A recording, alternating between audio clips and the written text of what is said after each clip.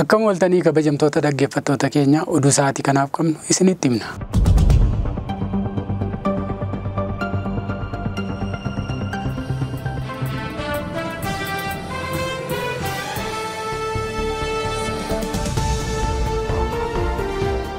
Godina Jimmaatti dhaabbanni Meedrook jedhamu humna daa'immanii fi qabeenya namaa irratti miidhaa geessisaa jiraachuun dhaga'ame. Qorattoonni Koomishinii Mirga Namummaa Itoophiyaa akka lakkoofsa Itoophiyaatti bara 2017 keessa qabeenya Meedrook godina Jimmaatti kan argamu qonnaa Horaaziyoon Pilaanteeshin keessaa gara isa tokko yeroo waan hin eegnetti baanee jechuun himan. Hojjettoota giddugala qonnaa dhaabbatichaa keessatti walitti qabaman eessa akka dhufan yoo gaafatan namoota daandiiwwan magaalaa Finfinnee irraa qabamanii guyyootaaf erga hidhamanii booda hojii qonnaa akka hojjetaniif kan geeffamanidha. Koomishiniin mirgoota namummaa qonnaa Horaaziyoon Pilaanteeshin keessatti haalli qacarii yaaddessaa ta'e jiraachuu arguunsaa kun kan jalqabaa mitis jechuun ibseera. Hojjettoonni koomishinichaa garas imaluun isaanii dhaabbatichi humna namaa akka hin malletti fayyadamaa turuu dhiisuu fi itti fufuu adda baasuuf garasitti imaluus ibsee ture.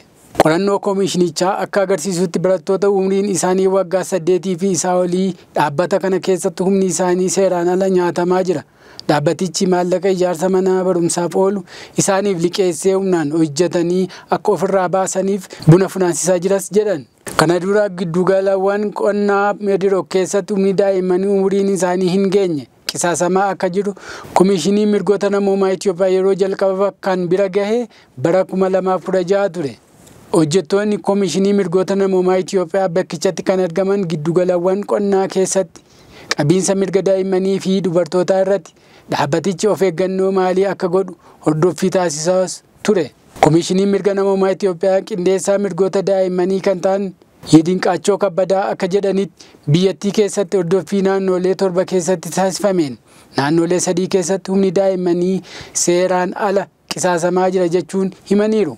Naannolee 3 keessaa tokko Oromiyaa yoo ta'u giddugalawwan qonnaa kam keessatti qisaasamni humni daa'immanii akka gaggeeffamu eeruu irraa of qusataniiru qondaaltichi.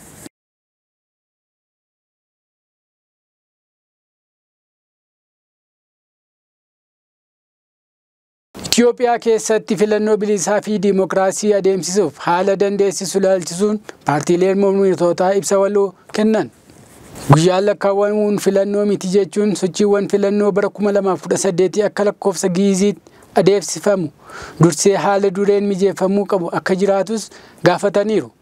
Ibsa isaanii keessatti akka himanitti nuti sochii boordiin filannoo bara kanaa taasisaa jiru irratti dhiheenyaan hordofaa jirra kan jedhan biyya kana keessa haala amma jiruun filannoo haqaa fi bilisaa adeemsisuun haala danda'amu keessa hin jirrus jedhan. Kanaafis sababa kan ta'u sochiin filannoof taasifamu keessatti haalonni kennatan jiraachuu dhabus hubanneerra jedhaniiru.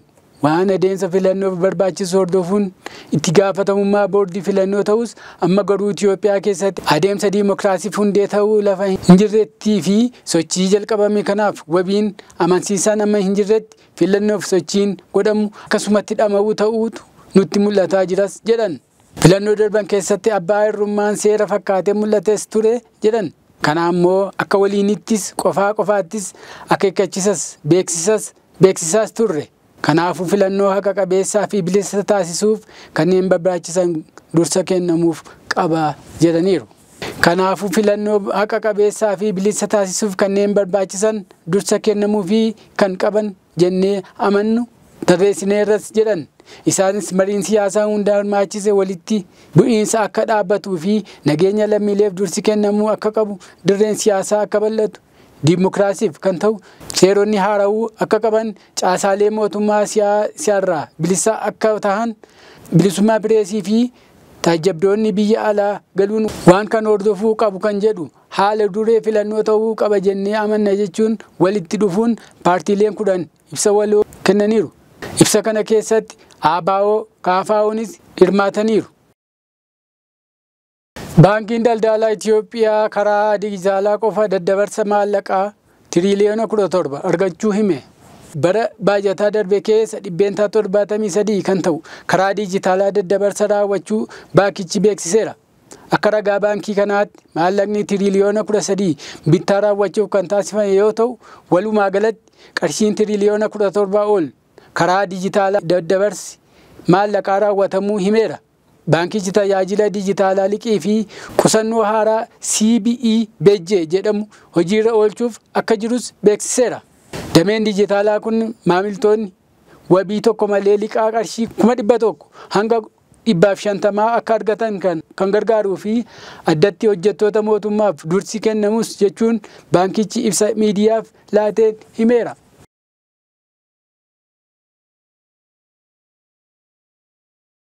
Humnoonni nageenyaa Tigraay bakkeewwan naannoo Affaar to'atan keessaa akka bahan jiraattonni gaafatan.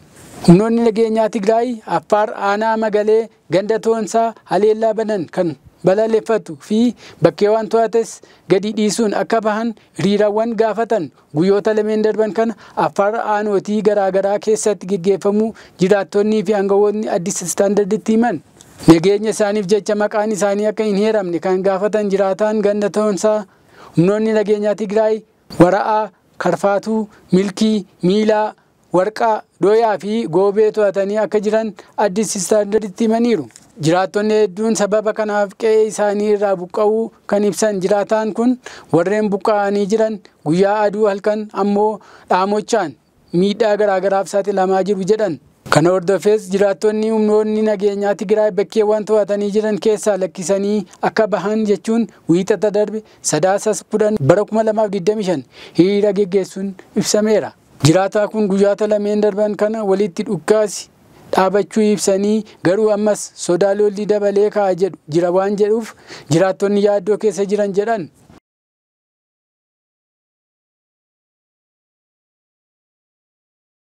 Oduu keenya xumuraatiin saayintistoonni addunyaa ardii 8ffaa argachuu ibsan.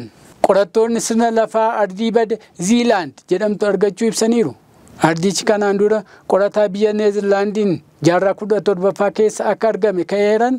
Saayintistoonni kunniin bal'inni ardichaa maayilii iskuweerii miliyoona 1.89 ta'uu ibsaniiru. Ardichi bishaaniin kan guutame ta'uu dubbataniiru.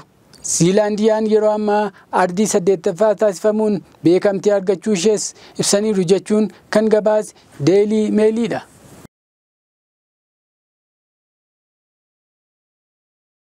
Egaan kabajamtoota keenya oduu isaatii kanaaf kanuma nagaan nuuf tura.